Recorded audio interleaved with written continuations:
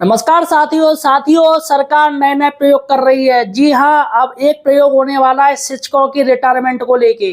जी हाँ, सरकार वैसे भी स्वैच्छिक सेवानिवृत्ति ला चुकी है। तमाम डिपार्टमेंट में स्वैच्छिक सेवानिवृत्ति की गई है, जोर जबरदस्ती सेवानिवृत्ति की गई है, रिटायरमेंट किया गया है। अब सरकार दोस्तों बेसिक या माध्यमिक, जी हाँ, शिक्षा विभाग में सरकार की नजर है। ये बात क्लियर हो गई है।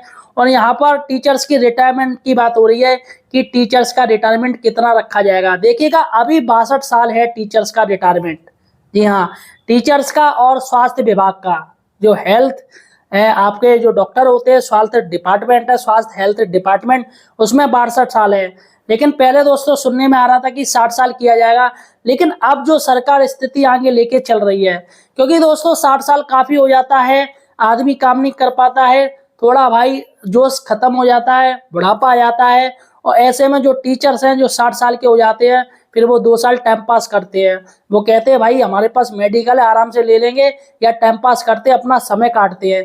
इसलिए दोस्तों सरकार चाहती है कि जिस तरीके से आर्मी में नौजवान हैं, जिस तरीके से नौकरी का टोटा पड़ रहा है, तो ऐसे में सरकार दोस्तों रिटायरमेंट की जो उम्र है वो 62 से 50 साल कर सकती है। जी हाँ, 50 साल कर सकती है। क्योंकि दोस्तों इसमें क्या है, सरकार को फायदा है, पैसा भी कम देना पड़ेगा। दूसरी बात है, नई भर्ती के दरवाजे भी खुलेंगे और सरकार के ऊपर लोड भी नहीं पड़ेगा। अब यहाँ पर व्हाट्सएप ग्रुप पे दोस्तों कुछ बात चल रही है। सबसे पहले मैं व्हाट्सएप ग्रुप आपको वो दिखा दूं जो ये ऐसी अफवाह हो रही है। यहाँ पर जितेंद्र सिंह लिख रहे हैं, big breaking news, Uttar Pradesh basic शिक्षा विभाग में 50 वर्ष की उम्र या 35 वर्ष नौकरी करते हुए हो गए हों उन शिक्षकों को रिटायरमेंट देने की तैयारी सरकार के द्वारा की जा रही है। जल्दी इसका शासनादेश जारी होगा। 2025 में यह प्रक्रिया पूर्ण करने का लक्ष्य सरकार के द्वारा रखा गया है। तो साथियों देखा, यहाँ पर सिर्फ बातें हो रही है, लेकिन अफवाह से ही दोस्तों कोई काम होता है। जैसे ही टीचर किसी बात करने लगता है, वैसे ही सरकार वो निर्णय ले लेती है। सरकार फौरन तैयार हो जाती है, चलो शिक्षक ने ये बात बता दी, चलेगा, अब इसी पर अमल किया जाएगा। चलेगा साथियों, ये मैंने आपको बता दी है। इसके साथ ही मर्ज के खिलाफ सुप्रीम कोर्ट में सुनवाई शुरू हो चुकी है।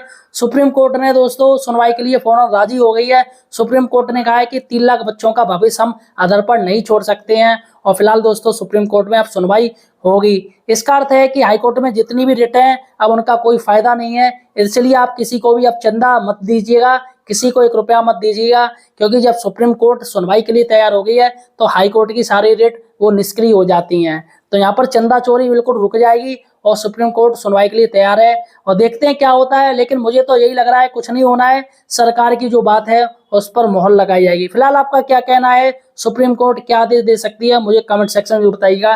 क्योंकि सरकार सीधी कही, सर हम बंद नहीं कर रहे, स्कूल बंद नहीं कर रहे, बल्कि हम मर्ज कर रहे हैं। जी हाँ, हम मर्ज कर रहे हैं, स्कूल बंद नहीं कर रहे। तो ऐसे में हो सकता है सुप्रीम कोर्ट दोस्तों सरकार के जो भी आदेश है उस पर रोक शायद ही लगाए। चलिएगा बात करते हैं दोस्तों शिक्षक संगठन क्या मर्ज के खिलाफ है या सपोर्ट में है। देखिएगा, यहाँ पर रियलिटी ये है कि शिक्षक संगठनों का पता ही नहीं चल रहा है कि वो क्या कर रहे हैं।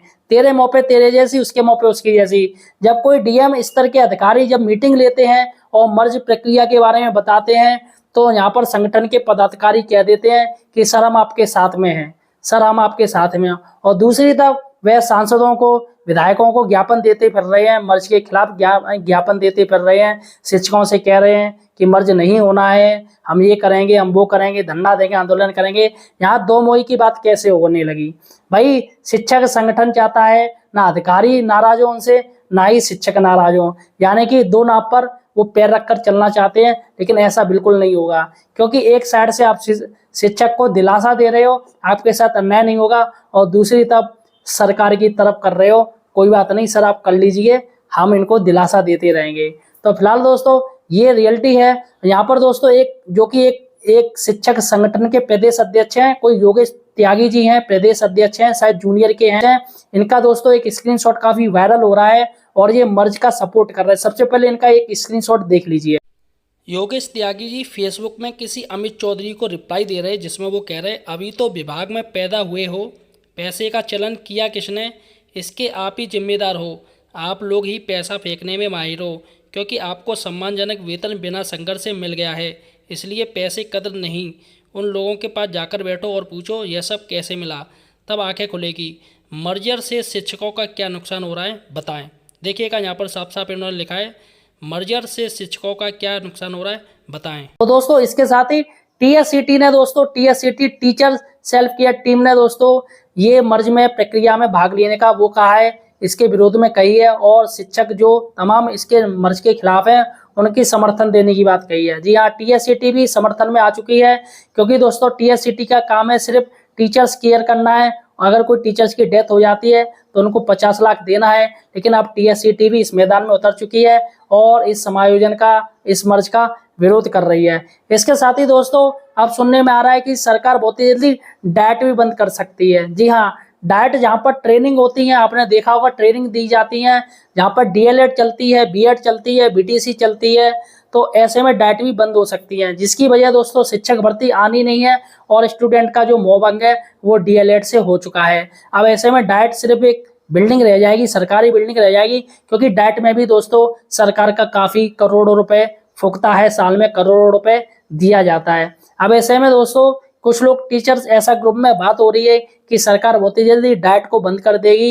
यहाँ पर एक टीचर्स का दोस्तों मैं आपको स्क्रीनशॉट दिखा रहा हूँ कि वो क्या कह रहे हैं। सबसे पहले इनकी बात सुन लीजिए। आँच सबके घरों पर आएगी, देखते रहो, अभी सबका लेवल निकलेगा। बीओ का पद 4800 ग्रेड पे समाप्त होगा, इसकी जगह एआरपी यानी 4200 ग्रेड पे लगा दिया जाएगा। बीएसए का पद समाप्त कर डीआईओएस को जिम्मेदारी दी जाएगी, क्योंकि एक ब्लॉक में केवल 8 से 10 स्कूल बचेंगे। डाइट खत्म होगी, क्योंकि डीएलएड बीटीसी भर्ती खत्म तो प्रशिक्षण खत्म। वैसे भी डाइट में अब कोई काम तो नहीं है, इन्हें इंटर कॉलेज का प्रिंसिपल बना दिया जाएगा, फिर सभी अपना लेवल नापना। बात एकदम सही है, 2026 में सब तैयार है। तो ये यूजर रहे हैं रविशंकर हैं दोस्तों, और इन्होंने फेसबुक पर रिप्लाई किया है, सॉरी यूट्यूब पर इन्होंने ये रिप्लाई दिया है, इस बात का रिप्लाई दिया है। फिलहाल देखते हैं क्या होता है।